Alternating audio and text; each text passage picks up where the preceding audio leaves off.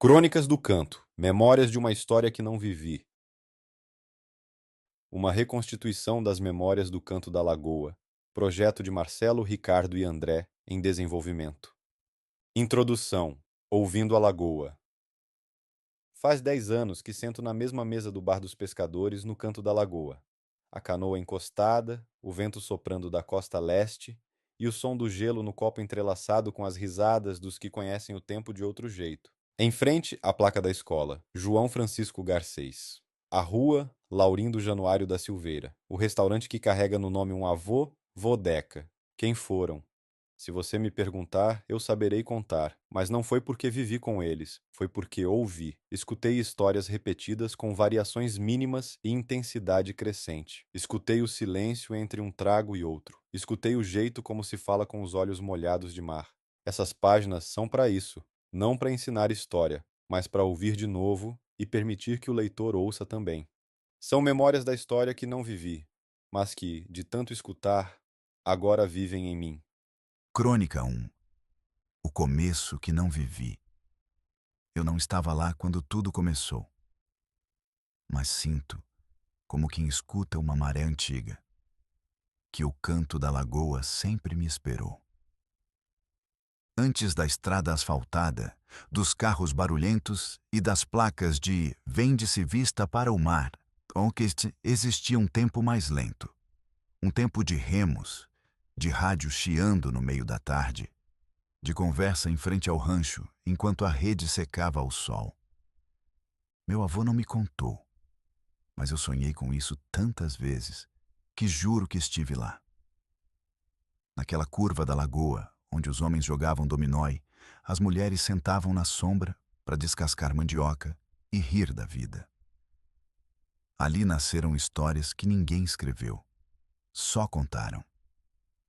Na beira do fogão, na roda de viola, na rede pendurada entre duas árvores. O livro que agora se abre é feito dessas histórias. Não as que vivi, mas as que me escolheram. Histórias que vieram no vento, no cheiro de peixe frito, no toque da água gelada no tornozelo quando a canoa encosta. São memórias que não me pertencem, mas que, de algum modo, moram em mim. Crônica 2. O quadro negro de Garcês. Ainda hoje me pergunto se era lousa ou altar. Lá estava ele, de jaleco sujo de giz, sorriso torto e um cigarro apagado pendendo da boca. João Francisco Garcês não ensinava lições, encantava almas. A cada manhã, no pequeno comércio onde vendia de tudo, pão, pinga, versos e conselhos, escrevia com capricho rimas que faziam pescador largar rede e doutor descer do carro. A poesia era a maré do canto. Subia com as ondas e baixava com o fim do dia. Se a vida é barco, que seja leve. Se o amor é rede, que me enrede. Essa era uma das favoritas. Tinha dias que a turma se juntava só para ver o que o Garcês ia aprontar na lousa. E quando ele doou o terreno para a escola, pediu só uma coisa: que aqui se ensine com amor. O resto o tempo ajeita. Não pediu nome, placa, nem estátua, só amor. Mas a placa veio anos depois, improvisada, de caneta em cartolina. Escola do Garcês, onde se aprende a ser gente. Crônica 3. Laurindo e a canoa virada. Dizem que Laurindo Januário da Silveira nasceu dentro d'água, ou quase. Era dia de tempestade, relâmpago cortando o céu, trovão sacudindo o telhado. A parteira não tinha chegado, e o pai, sem saber o que fazer, fez o que sabia. Pegou a canoa. Laurindo veio ao mundo no meio da lagoa, enrolado em rede de pesca. Cresceu com cheiro de sal e olho atento para o tempo. Aprendeu a ler o vento, as nuvens e os humores da água. Mas o que ninguém esperava era que ele também soubesse ler as pessoas. Quando a canoa dele virou numa noite sem lua, Não foi só susto que ele trouxe de volta. Trouxe histórias. Eu vi, sim. Vi minha mãe me chamando. Vi o fundo da lagoa como se fosse espelho.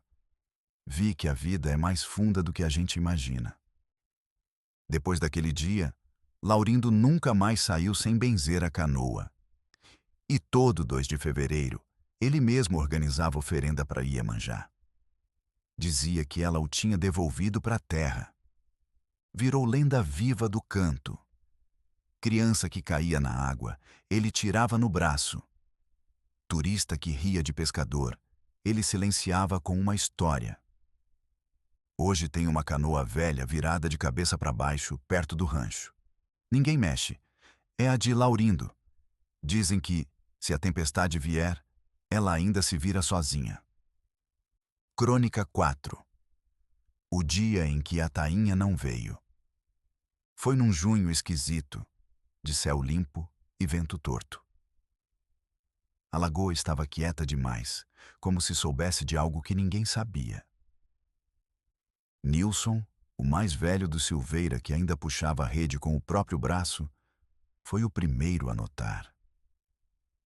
Tão dizendo que lá no Gravatá não deu nada, nem sinal, murmurou enquanto coava o café preto no pano. A notícia correu rápido. No rancho do seu Osni, ninguém arrastou rede. No bar do Zumiro, o rádio ficou ligado o dia inteiro. E no Trapiche, os mais antigos só balançavam a cabeça. Nunca vi disso, nem no tempo do meu avô, disse Nilson, com o olhar de quem conversava com o horizonte.